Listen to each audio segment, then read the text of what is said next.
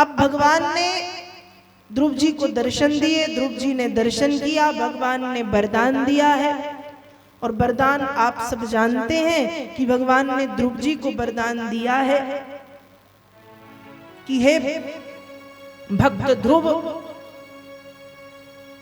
36,000 वर्ष तक तुम पृथ्वी पर शासन करोगे, लेकिन 36,000 वर्ष के बाद जब पृथ्वी को छोड़ करके तुम स्वर्ग जाओगे, मतलब या अपने धाम को जाओगे, मृत्यु होगी तुम्हारी, तो मैं स्वयं तुम्हारे लिए ध्रुवलोक का निर्माण कराऊंगा। दुनिया के सारे तारे टूट जाएं, डूब जाएं, नष्ट हो जाएं, बह जाएं, लेकिन तुम न टूटोगे, न डूबोगे, न नष्ट होगे, न बहोगे। तुम्हारा स्थान उत्तर दिशा में निश्चित और स्थायी होगा। तुम संसार में भक्त ध्रुव और उत्तर दिशा में ध्रुव तारा के नाम से विख्यात होगे। ध्रुव जी वरदान पाकर के वापस आए, 36,000 वर्ष तक शासन किया।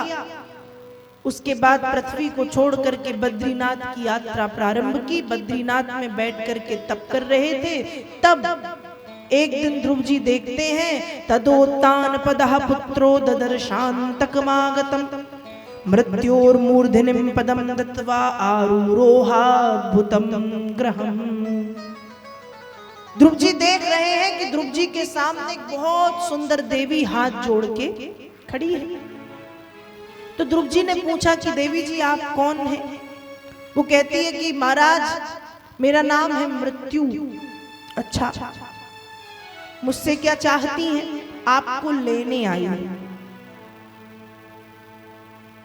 मृत्यु ने कहा आपको लेने आई हूं। ध्रुव ने कहा ले चलो।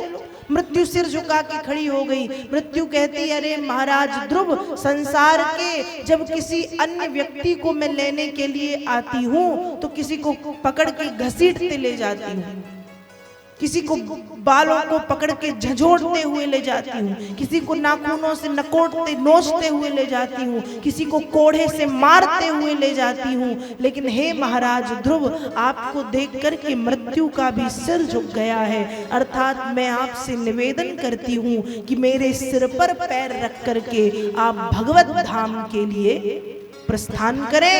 तब मृत्यु के सिर पर पैर रख करके श्री ध्रुव जी महाराज भगवत धाम के लिए गमन करते हैं। ये भक्ति है। तो गोस्वामी जी मानस में वर्णन कर रहे हैं कि उत्तानपाद के 5 संतान, 3 पुत्रियां हुई, 2 पुत्र हुए, सबका वर्णन किया। लेकिन साथ में ध्रुव जी का विशेष रूप से वर्णन कर दिया कि उत्तानपाद नाम के जो राजा हुए उनके बेटे ध्रुव जो संसार में हरि भक्त के नाम से प्रसिद्ध हो गए। गोस्वामी जी मानस में लिख रहे हैं, ध्रुव सगलानि जप्यउ हरि नाउ पायउ अचल अनुपम ठाउ।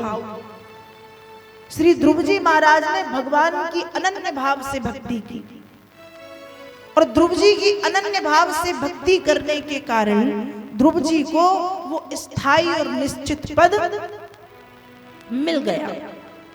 पायउ अचल अनुपम ठाउ। भगवान की भक्ति अपरंपार है। यदि व्यक्ति इस संसार में रहे तो भक्ति करना चाहिए। और भक्ति कैसी हो? कहा भक्ति में व्यक्ति को अभिमान नहीं करना चाहिए कि मैं इतना बड़ा भक्त हूं, क्योंकि भक्ति में जहां अभिमान आता है भक्ति निरर्थक हो जाती है।